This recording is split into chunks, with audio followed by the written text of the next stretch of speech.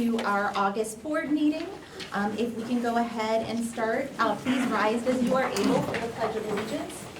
I pledge allegiance to the flag of the United States of America and to the republic for which it stands, one nation, under God, indivisible, with liberty and justice for all. Thank you all. You could take the roll. Collins. Here. Coyle. Here. Iker. Here. Lee. Here. Bowen. Here. Patras. Here. Yusuf Abramson. Here. Are there any public comments? All right, if there are no public comments at this time, if we can go ahead and move to an update from our superintendent. Oh, thank you. We have received 8 FOIA requests to date. The district has responded or is in the process of replying in compliance with statute. I would like to take this opportunity to highlight something that is on the agenda, a donation from the foundation in the amount of $53,969. The funds came from the annual fundraiser that was held to be able to support the West School-Based Health Center. We're super excited to receive that donation, and that support will really translate to a 0.5, so a part-time nurse practitioner to support our students. So just an amazing thing to be receiving from the foundation. Also, I have put by your seats the IASB retreat information. Just a reminder that our retreat is scheduled for next Wednesday. And the facilitator has asked me to share some information for your review. So if you have time between now and then, that would be great if you just review that information. And today marked the first day that we welcomed 53 teachers to the district today. So it's a large class, really excited. They were all in this room, so if you can feel the energy, that's why. They were still here, very excited to be joining us, very talented and energetic. And we'll be welcoming over 90 new staff members this year, a combination of teachers, support staff. So I'd like to acknowledge George and the entire team here for all the interviewing and onboarding. Everyone was super delighted to be here. They've had a tremendous experience so far, and it's all attributed to the work that they have done. Principals, everyone in this room has contributed, and maybe outside of here as well during the interview process, but delighted to have everyone here. And that's it. Thank you so much, Dr. Bonuma.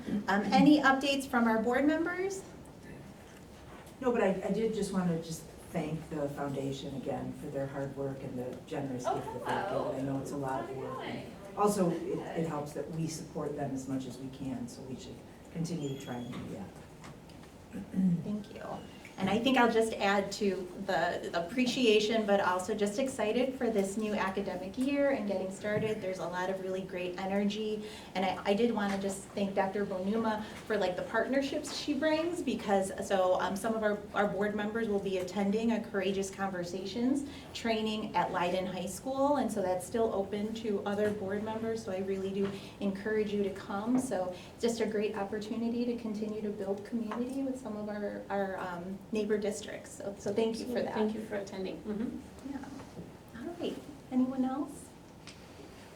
Okay, and if not, if we can move to the Education Committee update. Board Member Owen. Okay, thank you. The Education Committee met on June 6th. We had a really good, long conversation on a couple of topics. The committee members present were Terry Collins, Ed Iker, and myself. There were others also in attendance. The meeting was called to order at 11 a.m. There were no public comments. The first thing we talked about was the artificial intelligence, AI, pilot. Assistant Superintendent for Curriculum and Innovation, Dr. Sean Mesmer, introduced Technology Instructional Specialist Greg Reichelt, who shared the results of the AI pilot that ran in the 2023-2024 school year. This was really informative for us as board members to hear about this, and he has a lot of enthusiasm for the things that he's doing, and it's really great. He shared that 35 staff members were involved this year, and next year's group will include over 70. He shared both the positives and things to be aware of as the use of AI becomes more pervasive in schools and the world of work. We then received an instructional services update. Dr. Mesmer shared data related to detracking in our integrated math program. Some highlights were that 100% of our regular education students now take high school math, which was not occurring pre-integrated math. 100% of our regular education students have the full math course catalog open to them. All of our partner districts have a math program that mirrors ours as a result of our collaboration, and heterogeneous grouping has increased course opportunities for students who are not in the quote accelerated track. He also shared that while SAT math performance is down, surrounding school districts that do not teach integrated math have seen drops in scores as well and have yet to recover, indicating that the cause is COVID and not integrated math. Additionally, we look forward to this year's AP scores in math, as it is the first group of AP test takers that experienced an entire integrated math sequence. There being no further items to come before the committee, the meeting was adjourned at 1:00 p.m. Thank you so much, Board Member Owen. If we can move to the monthly status of finances, Ms. Kalu? Sure. In your board packet are both the May and June financial reports. May is in there as we had no July board education meeting. I'll focus on the June financial reports. The June report in the board packet is kind of the report that's the in-between the cash and accrual basis of accounting, so it's not, the auditors start on Monday, so it really doesn't have all the accrual balances in there, so it doesn't show the full picture of how the year went. I would say revenue is probably a little bit overstated as you have the reversals of the market value adjustments, but it still sees that we're clustered very close to budget in most of the funds. The two funds that will see a greater variance is going to be Health Life Safety and to some extent the Operation and Maintenance Fund. And those are really kind of, project driven, summer project driven. So until we've got the accounts payable expenditures in there, we won't see how close to budget we will do. If we're not close to budget, it's because of the timing between the two fiscal years. As you know, that work happens over the summer. Summer spans our fiscal year. So we budget for it and try and account for how much work will be in each fiscal year. Sometimes we get more rain than other years, and that really does adjust the timing of when those payments are made. I will entertain any questions that anybody has on the June or May financial reports.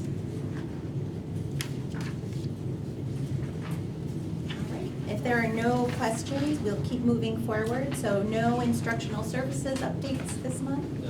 Okay, thank you. Dr. Bonua did give us an update on FOIA requests. Right.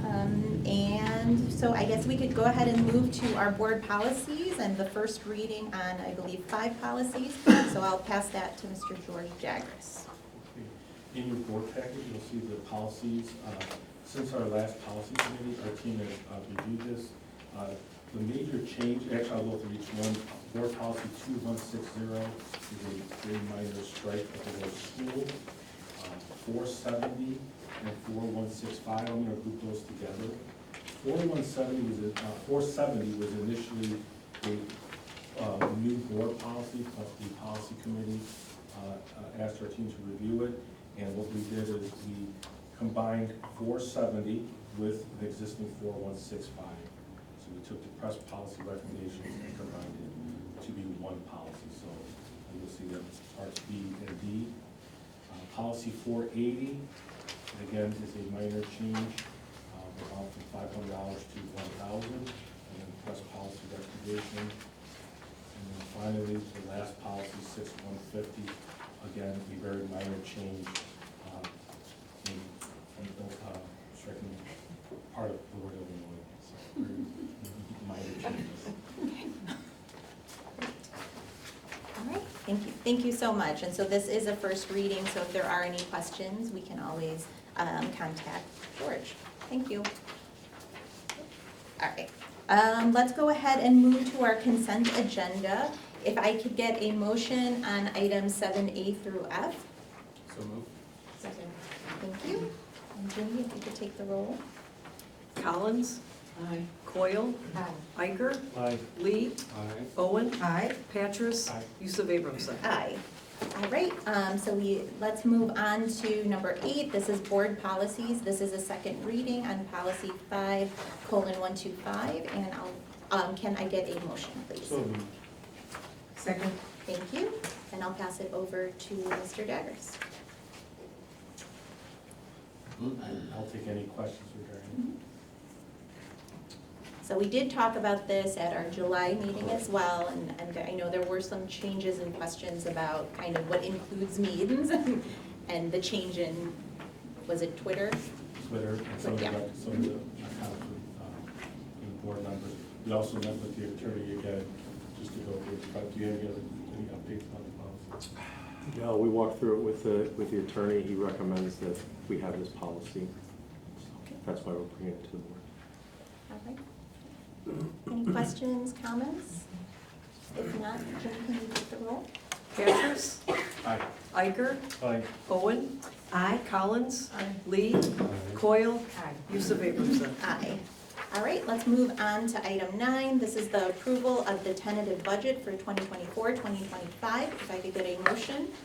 So moved. Second. Thank you. And I will pass that on to Ms. Cooley. Sure, we discussed this at the July meeting, but the tentative budget is showing a small surplus. I think that surplus is attributable to the back-to-back 5% CPIs, the no abatement in taxes, and now we're starting to see a pattern of the recapture levy outpacing our refunds for any given year. So that's the property tax side. On the federal side, we're seeing a drop as the ESSER funds are rolling off. So overall, revenue is up just because of the property taxes. There's a rather large decrease in federal funding. On the expenditure side, even though we hired a pretty healthy number of additional positions, we had some non-retirement turnover that was unanticipated that allowed us to recapture those savings and apply it against that. So our total salary increases were closer to CPI. The one change I will point out is that in here, we had medical premiums going up about 8% mid-year. Our preliminary forecast now that for our renewal shows that will probably be closer to 20%, so we're gonna be making an adjustment upward in the final budget for medical premiums. But like I said earlier, the way this narrative budget, as we call it, is designed, it has an executive summary, then it goes into a summary of each of the funds and allows you then to go deeper if you want to see the different areas within the budget. So it has a cascading approach. If the reader, the public, anybody wants to get a good overview of what the district is doing for the year, I would recommend reading the executive summary because that gives you a high-level overview of what we believe our performance is going to be like next year and why we are budgeting what we are budgeting. I will entertain any questions that anybody has on the tentative budget. I do. So you guys anticipated 8% for the medical insurance premium, and it's 20. Why was the prediction so off? So I think the prediction was off because we thought we were going to have a better we were hoping that we would have a better 6 months of the year from December to June, but it actually got worse. So we have a number of high cost claims. 2% of our population has cancer, which is very, very unusual, which is really driving our claims up significantly. So it's really all claims driven, and it's not behavior driven. So it's not like we have unnecessary emergency room utilization or unnecessary doctor's visits, but it's really kind of driven by the medical diagnosis. So we've got 2% that are getting highly expensive Correct. Treatments. Okay, that makes sense. Thank you. You're welcome. Is the deficit in self-insurance, is that a result of the mid-year? Increase. That is, we're probably gonna be upping the revenue side of that self-insurance, but yeah, we were anticipating that, that those premiums wouldn't go up as high, so we'll see that, and self-insurance has enough fund balance, as you can see, to cover that. We've got language in our collective bargaining agreement that kind of talks about trying to target about 50% fund balance in there, and we're above that right now. Mary, is that 2% cancer rate, is it different than other years? It is different than other years, and it is different than other group populations. How much About different? double, they are. I mean, according to the actuaries, it's about double what you would expect to see at a group our size. And that's over the same age population, our staff, that's what it is, right? Yeah, I mean, I don't know that the benchmark compares actual age bands, it just compares group sizes.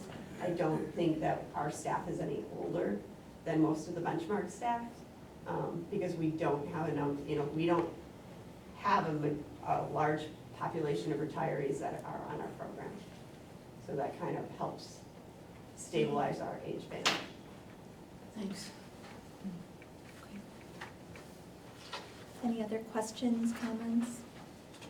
None. Ms. Ginny Edwards, if you could take the roll. Lee, Aye. Coyle, Aye. Collins, Petrus, Aye. Owen, Aye. Iker, Aye. Yusuf Abramson. Aye. All right, let's move to item 10. This is a new course proposal for the Italian for dual credit. This is a second reading. Can I get a motion, please? So moved. Second. Thank you so much, and I'll pass it to Dr. Messmer. It's just excuse me, second reading, just to refresh your memory, this is the same thing that we did with Spanish 4, is we're able to offer now dual credit, 3 credits for completion of Italian 4, and that's through Dominican University, and actually the cost is one of our better costs, it's only $75 for students to earn those credits. Is there anything to offset that cost? There are students who can't afford that? We have had an assessment fund in the past, which has helped to offset some of those costs. For the most part though, and refresh my memory, I don't think we pay for free and reduced in that scenario. No. There's times if a parent will ask, documented need for help, that they'll take a look and see what they can do to help offset those fees.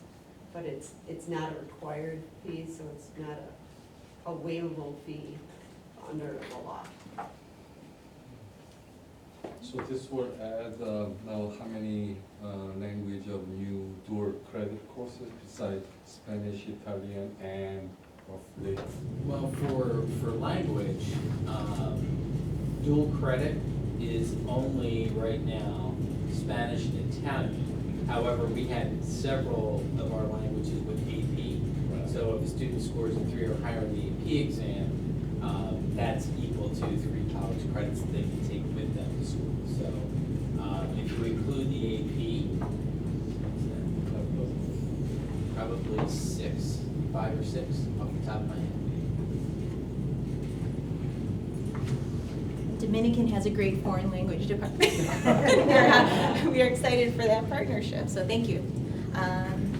Ms. Edwards, if you could take the roll. Lee, Aye. Collins, Iker, Aye. Coyle, Aye. Petrus, Aye. Owen, Aye. Yusuf Abramson. Aye. All right, item 11, this is an agreement with Maine High School Hockey Association. If I could get a motion? So, Thank you. And I'll pass this to Dr. Bonilla. Is that you? The hockey group, I believe that it happens every year, right? We're just renewing our partnership with them. And I do believe we also are adding a girls-only league as well, as a part of that, so that's exciting. Yep. Any questions, comments? If not, Ms. Edwards? the roll. Iker, aye. Lee, Aye. Collins, Coyle, Owen, Aye. Petrus, Aye. Yusuf Abramson. Aye.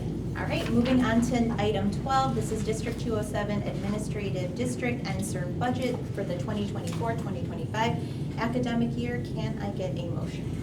So moved. Second. Thank you so much, and I'll pass it back to Ms. Kalu. As the administrative agent for NSERV, we handled their budget filing. Their budget of about $1.9 million. 80% of that is funneled out to the individual high school districts that are served by NSERV, which are the center districts, Hoboken Community College. The program is funded by two primary grants, the Perkins Grant and the CTEI grant. Perkins is federal, CTEI is a state grant. We've been the administrative agent for a long, long time. So I will entertain any questions or comments anybody has on the NSERV budget. Does that budget cover salaries? Yes, so that covers, so the NSERV budget covers the salary of the director and administrative assistant. Then each school district has their sub-budgets that feed into. So it is up to each individual school district if they're going to put salaries into Perkins or CTEI for teachers. Do we use it for salaries? We use the CTEI grant for a portion of some teacher salaries, but not the full grant. Any other questions or comments? Owen, Aye. Iker, Lee, Collins, Coyle, Patras, Yusuf Abramson. Aye. All right, item number 13, this is a facility waiver. We will do A through D. If I could get a motion, please. So I move. Second. Okay, and Dr. McMahon? Sure, we have a great relationship with the Des Plaines Park District, and this is part of it. We are lucky to have a field house that allows us to continue these activities and support them as they support us. These are our future warriors, so it's something we feel good about. Thank you.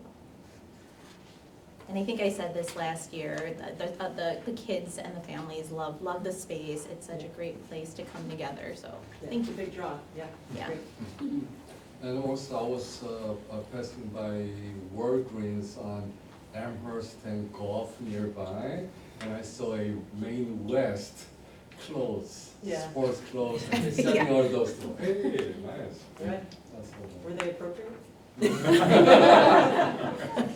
don't license them, but Yeah. they do send us a little bit of, in fact, today I just got the check from the okay. company that collects our royalties for those. Yeah.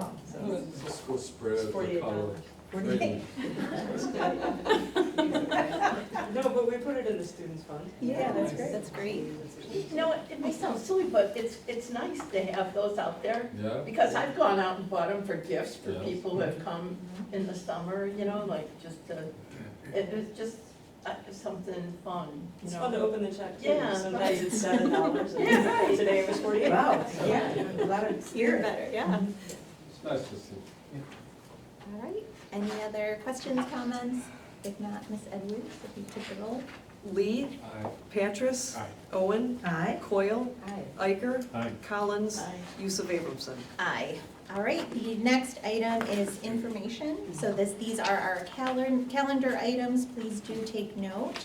I don't know if there's anything, is there anything you'd like me to? Nothing in addition, just that the special board meeting, the board governance meeting has not been posted yet, but it will be held at the Des Plaines Library in Conference Room A, so. Again, Wait. another very exciting thing, our retreat, yeah. Where is it? Des Plaines Public Des Plaines Library. Public Library. Okay, Don't you'll come send here. out a note that says Oh, the yeah. address. Okay, thank you. Not to toot that horn, but that's a great space. I spent many hours writing dissertation there. All right. Good, fun, different place. All right, thank you. No other informational items, no public comments. Let's go ahead, if I could get a motion to move into closed session to discuss student personnel as well as review of closed session minutes. So moved. Okay, roll. Collins, Aye. Coyle, Iker, Aye. Lee, Aye. Owen, Aye. Patras, Aye. Yusuf Abramson. Aye.